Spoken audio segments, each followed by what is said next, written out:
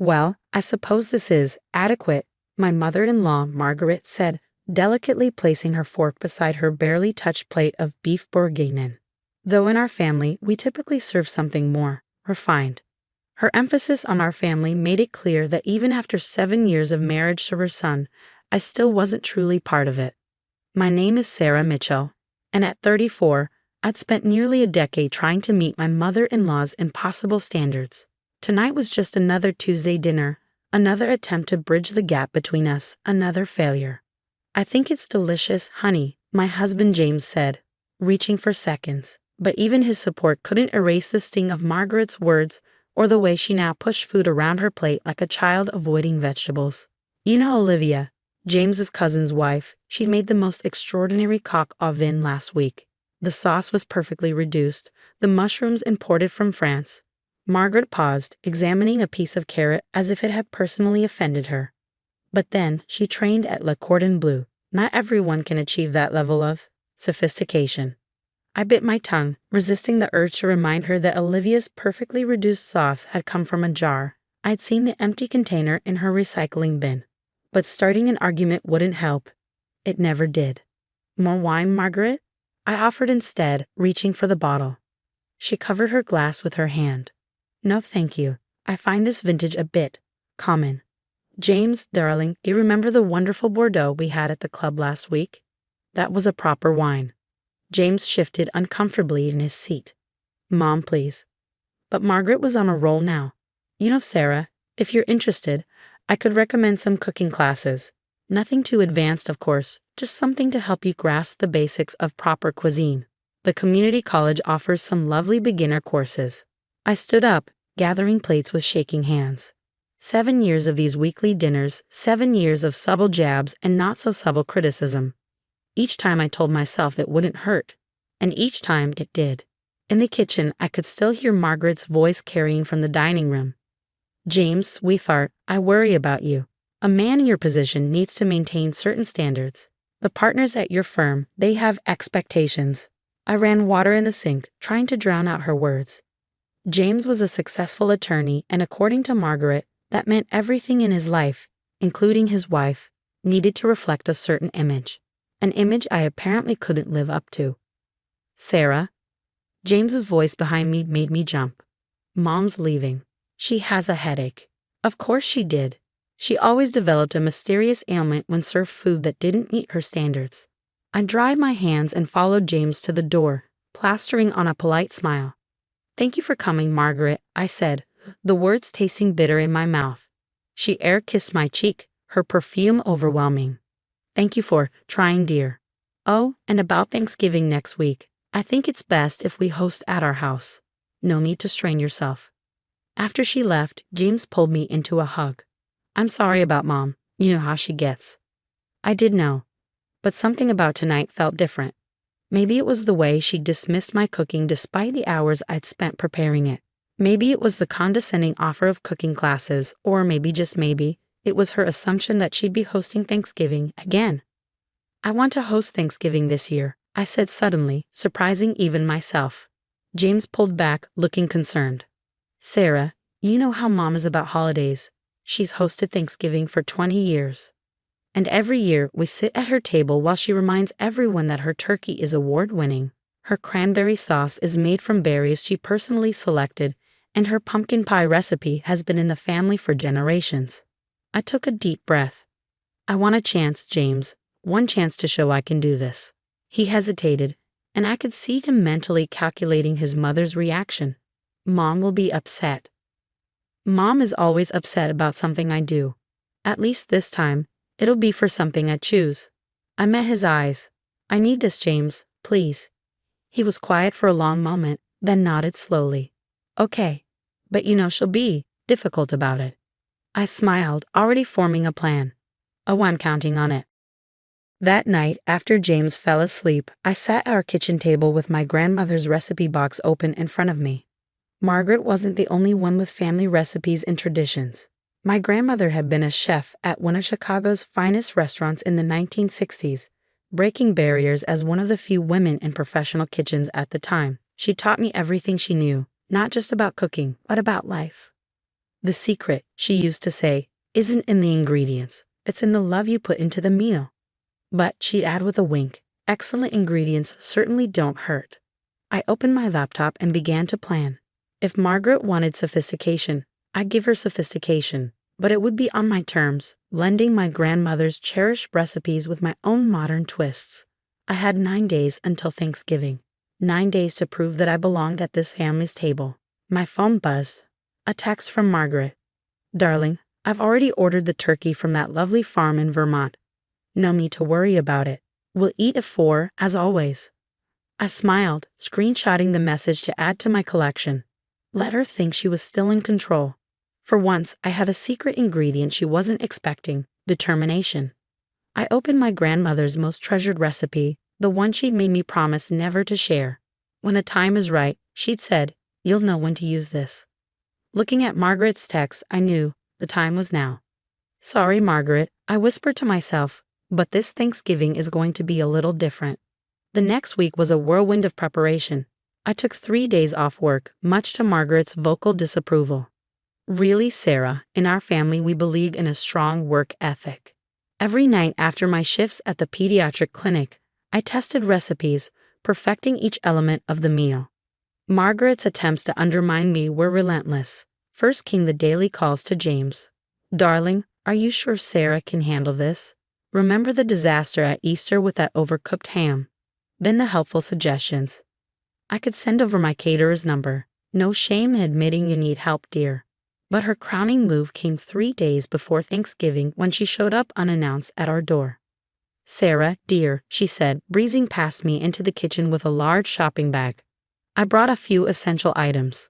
Can't have Thanksgiving without proper serving pieces." She began unpacking, each item a subtle criticism. "Crystal gravy boat, much more elegant than that ceramic one you have. Proper silver serving spoons. I noticed yours are rather basic. Oh, and proper wine glasses. Those everyday ones simply won't do." I watched her arrange her items on my counter, each placement precise and pointed. "Thank you, Margaret, but I've already planned everything." She paused, examining a water spot on one of my existing wine glasses. "Have you? Because I took the liberty of checking your grocery delivery order. James gave me the password, hope you don't mind, and I noticed some concerning choices. Frozen pearl onions, store-bought stock.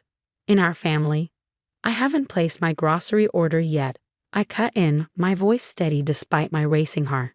It was a lie. I placed the order weeks ago, using a different account she didn't know about. "Oh," she seemed momentarily thrown off but recovered quickly. "Well, I'll send you my supplier list. They're quite exclusive, but I'm sure they'll make an exception if you mention my name." After she left, I surveyed my kitchen. Her crystal and silver gleamed accusingly among my carefully chosen items. For a moment, doubt crept in. Maybe she was right. Maybe I was in over my head. Then I noticed she'd moved my grandmother's recipe box to make room for her serving pieces. I picked it up, running my fingers over the worn edges. Inside was everything I needed, not just recipes, but strength. My grandmother had faced far worse than a critical mother-in-law, and she'd done it with grace and skill. The next morning, my real grocery delivery arrived, not from Margaret's exclusive suppliers, but from small local farms and markets I'd carefully sourced. The turkey had been raised on a family farm just outside the city. The vegetables were from the farmer's market, where I'd built relationships with vendors over years of early morning shopping. The spices came from a tiny shop owned by an elderly couple who taught me about blending flavors. I began my preparations in earnest. The turkey needed 3 days of careful brining in my grandmother's secret mixture. The cranberry sauce required time to develop its complex flavors. Each element was planned with precision, each recipe tested and perfected. Margaret called twice more that day. The first time was to remind me about place settings. The Crawfords will be joining us. They're very particular about proper table settings. The second was to express concern about my chosen menu. "Are you sure you want to attempt something so ambitious?" I let her words wash over me, focusing instead on the task at hand. My hands moved with confidence, muscle memory from years of cooking alongside my grandmother taking over. The kitchen filled with aromas that transported me back to childhood holidays, watching my grandmother work her magic. The day before Thanksgiving, my sister Katie came over to help. She took one look at my detailed preparation lists and whistled. "You're really going all out, sis. Is this about proving something to Her Majesty?" I smiled, up to my elbows in herb butter for the turkey. "No, it's about proving something to myself." Katie nodded, understanding in her eyes. She'd been there through all of Margaret's criticisms, all the subtle digs and not-so-subtle dismissals. "Well, let's show her what the Williams women can do." We worked through the evening, preparing everything that could be done ahead. The pies were baked, not just pumpkin, but my grandmother's secret maple bourbon pecan and a spiced apple that had won ribbons at county fairs. The cranberry sauce was perfect, the stuffing was prepped, and the turkey was ready for its final preparations. Around midnight, another text from Margaret. "Darling, don't forget to set the table tonight. These things take time to do properly. I can come over early to rearrange if needed." I looked at my dining room where the table was already set, but not with Margaret's crystal and silver. Instead, I'd used my grandmother's china, simple, elegant pieces that told a story of family dinners and holiday gatherings. Each plate held memories of laughter and love, of lessons learned in that Chicago kitchen. The centerpiece wasn't some elaborate floral arrangement from Margaret's preferred florist. Instead, handmade wreaths of fresh herbs and dried flowers created a runner down the table's center, their subtle fragrance filling the room. Candles in my grandmother's old holders would provide warm light, and at each place setting, a small card waited to share the story behind each dish. Katie wrapped an arm around my shoulders, surveying our work. "Think she'll appreciate any of this?" I thought about Margaret's likely reaction, the raised eyebrows, the subtle sighs, the careful selection of criticisms wrapped in politeness. Probably not. But for the first time, I don't care. This isn't about her anymore. After Katie left, I sat alone in my dining room, surrounded by the results of our hard work. Tomorrow would either be a triumph or a disaster, but either way, it would be mine. I picked up my phone and typed a response to Margaret. "Everything is ready. Dinner will be served at 3. Can't wait to share it with the family." Then I added something I'd never dared before. "And Margaret, please leave the crystal at home. We have everything we need." Thanksgiving morning dawned clear and crisp. I was up before sunrise, moving through my kitchen with quiet confidence. The turkey went into the oven at precisely 10 a.m., already fragrant with herbs and my grandmother's special butter blend. Each dish came together exactly as planned, years of practice guiding my hands. At 2:45, James peeked into the kitchen. "Mom just texted. They're 5 minutes away." He paused, taking in the array of dishes. "Sarah, this looks incredible." "Thanks." I wiped my hands on my apron, the one my grandmother had given me, now splattered with the evidence of a morning's work. "Could you light the candles?" Margaret's arrival was heralded by the click of heels on our front walk. I took a deep breath, smoothed my dress, and opened the door before she could ring the bell. "Welcome," I said, genuinely smiling. "Happy Thanksgiving." She stood there, arms full of what appeared to be serving dishes, looking slightly thrown by my calm demeanor. Behind her, my father-in-law, Robert, offered an apologetic shrug. "Sarah, dear," Margaret started, trying to step inside with her dishes. "I brought a few backup options, just in case." "That won't be necessary," I said firmly, not moving from the doorway. "The meal is prepared and ready to be served. But thank you for thinking of us." For perhaps the first time in our relationship, Margaret was speechless. She allowed Robert to take the dishes back to their car while I led her into the dining room. The table was a vision. Candlelight danced off the polished surfaces of my grandmother's china. The herb garlands filled the air with a subtle fragrance, and the place cards told silent stories of family history. Margaret stopped short, her carefully maintained composure slipping for just a moment. "This is," she began, then faltered. "Different from what you expected," I suggested gently. Other guests began arriving. James's sister Emily and her husband, the Crawfords, some family friends. Each one paused in the dining room doorway, taking in the scene. The comments started flowing. "Beautiful. So elegant. What amazing attention to detail." When I brought out the turkey, golden brown and perfumed with herbs, even Margaret couldn't find fault. The carved slices were moist and tender, exactly as my grandmother had taught me. Each side dish told its own story. The green beans with toasted almonds and preserved lemon, the sweet potatoes with a maple bourbon glaze, the stuffing rich with fresh herbs and wild mushrooms. Sarah, Emily said after her first bite, this is incredible. Where did you learn to cook like this? I noticed Margaret watching intently as I answered. From my grandmother. She was the head chef at the Drake in Chicago back in the 60s. Everything I know about cooking, about hosting, about making people feel welcome at a table, I learned from her. The Drake? Margaret's voice was quiet. In Chicago? I nodded, serving more gravy to Robert. Yes, she was one of the first women to run a high-end kitchen in the city. She always said food was about more than just ingredients. It was about bringing people together, about creating memories. Margaret was silent for a long moment, pushing food around her plate. Then, so quietly I almost missed it. I ate there once, in the 70s. It was one of the finest meals I've ever had. The conversation flowed. The wine was perfect, not from Margaret's supplier, but from a small vineyard I'd discovered. And when dessert was served, there were audible gasps of delight. Is this your grandmother's maple bourbon pecan pie? Robert asked, taking another bite. It's extraordinary. It is. I smiled. The recipe won her a James Beard Award in 1975.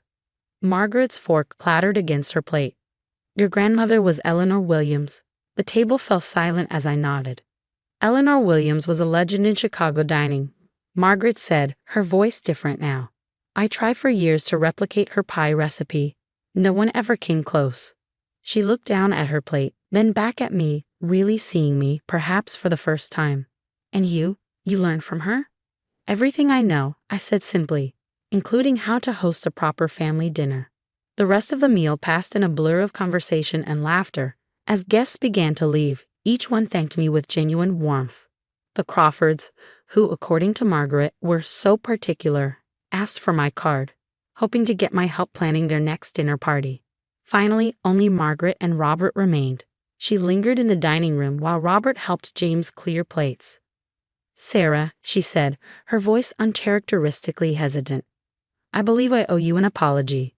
I turned from where I was carefully wrapping leftover turkey. I've been difficult, she continued. I thought I knew what proper meant, what sophistication looked like. But this meal, this evening, it wasn't just about the food, was it?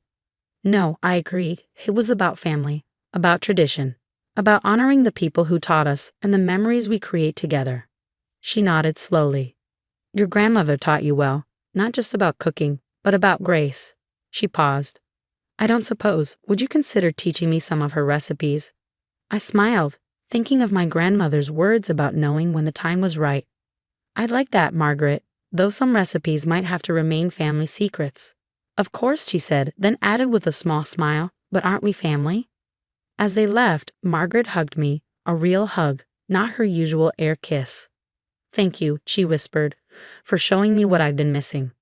Later that night, as James and I sat in our quiet house, he squeezed my hand. You did it, honey. You actually did it. I looked at my grandmother's recipe box, sitting proudly on our kitchen counter. No, I corrected him, we did it. All of us. That's what family is supposed to be about. The next morning, I received a text from Margaret. Thank you for a lovely Thanksgiving. Perhaps next week's dinner could be at our house. I'd love to learn more about your grandmother's cooking techniques. I smiled, typing my reply. I'll bring the recipes, and Margaret, thank you for being willing to learn something new. Sometimes the greatest traditions aren't the ones we inherit, but the ones we create together. My grandmother had known that all along.